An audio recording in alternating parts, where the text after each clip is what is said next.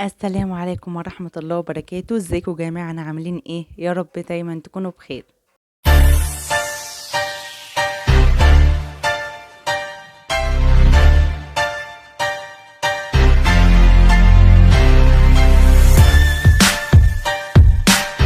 واحدة ست كانت رافعة قواضي نفقة على جوزها. آه طبعا بينهم محاكم. فالزوج لما راح المحكمة وشاف القواضي اللي مرفوعة عليه بتاعت النفقة ما قدرش يستحمل فمات. كانت موجودة هي الست وأولادها في المحكمة ساعة اللي حصل. لما شافوه وقع جراله كده، الست قعدت تصرخ وتعيط، والأولاد قعدوا يجروا عليه ويحضنوه ويبوسوه ويقولوا له قوم يا بابا قوم، خلاص احنا مش عايزين فلوس. احنا ليه ما بنرحمش بعض؟ إذا كان ربنا جل جلاله بيرحم عباده، يبقى احنا ليه ما بنرحمش بعض؟ يعني الراجل ده لو كان وحش ما كانتش مراته قعدت تصرخ وتعيط عليه لما مات، ولا كان اولاده جريوا عليه وقعدوا يحضنوه ويبوسوه ويقولوا له قوم يا بابا قوم احنا خلاص مش عايزين فلوس. بالعكس، ده كانوا هيفرحوا ان هو مات وياخدوا معاشه مثلا. لكن كون ان هم يعملوا كده ده معناه ان الراجل الله يرحمه كان انسان كويس. وبعدين رحم الله امرئ عرف قدر نفسه. يعني لو الراجل ده كان مقتدر ويقدر يسد ويدفع القواضي اللي عليه، كان دفع الفلوس وكان ريح دماغه وكان تعدت على خير عادي. لكن الراجل واضح ان ظروفه كانت على قدها، علشان كده لما شاف القواضي اللي مرفوعة عليه ما قدرش يستحمل ووقع مات. انا عارفة ان الحياة غالية قوي دلوقتي، لكن ما ينفعش لما تكون ظروف جوزك وامكانياته محدودة تيجي انتي تطلبي منه طلبات فوق طاقته. ما هو برضو يعني لا يكلف الله نفسا الا وسعها. وليه اصلا نلجأ للمحاكم ونجرجر بعض ونبهدل بعض ونرفع قواضي على بعض؟ ليه ما يبقاش كل حاجة بينا بالمعروف؟ حتى الانفصال يكون بالمعروف. لكن ايه المبدأ الغريب اللي عند الستات والرجالة ده، انهم لازم يبهدلوا شريك حياتهم في المحاكم وفي قواضي؟ ليه كل ده؟ احنا محتاجين نتربى من اول وجديد، محتاجين نتعلم ازاي نطبق الاخلاق والرقي في اصعب المواقف في حياتنا. يعني الراجل ده الله يرحمه اكيد كان ليه اخطاء، ما هو بني ادم، بس الاكيد برضو انه كان انسان كويس، والا ما كانوش زعلوا عليه الزعل ده كله. طب ليه؟ ايه لازمته بقى المحاكم والقواضي وان احنا نبهدل بعض بالشكل ده؟ وفي الاخر النتيجة ايه؟ خسروا بعض للابد. يعني لو كان مثلا خسروا بعض بالطلاق كان ممكن في امل انهم يرجعوا تاني، لكن دلوقتي مفيش امل اطلاقا لان الراجل خلاص مات. وبنفس السيناريو ده مع شوية اختلافات بسيطة، كانت في واحدة منزلة مشكلتها على جروب كده على النت، بتحكي وبتقول ان هي وجوزها بيشتغلوا. ظروف جوزها انسان كويس جدا معاها وبيحاول ان هو يعني يكفي طلبات البيت سواء ليها أو للأولاد. لكن ظروفه كانت على قدها وإمكانياته محدودة، وكانت هي بتشتغل وبتساعد معاه في البيت. فكانت شكوتها ان الحمل كبير عليها وحاسه ان هي ما بتحوش حاجه ليها وان فلوسها كلها مصروفه على البيت.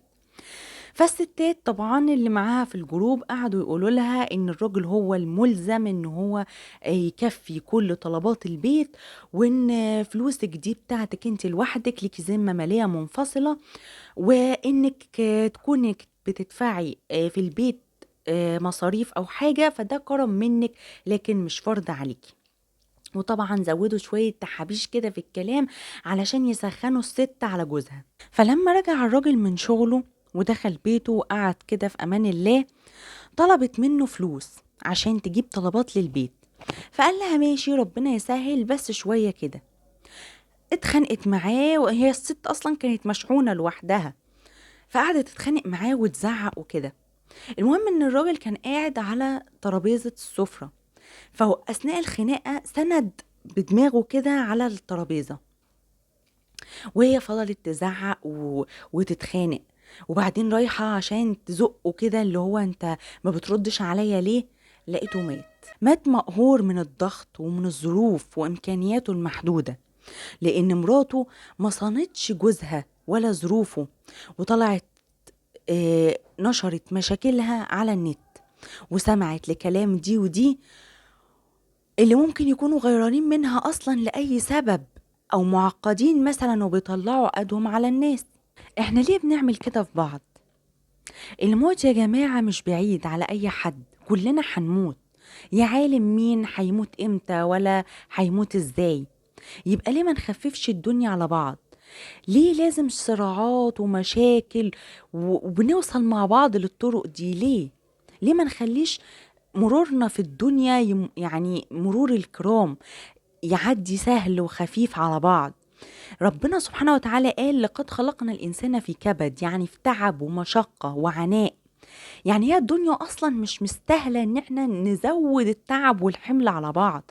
لازم نتعامل مع بعض برفق شوية وبرحمة أكتر.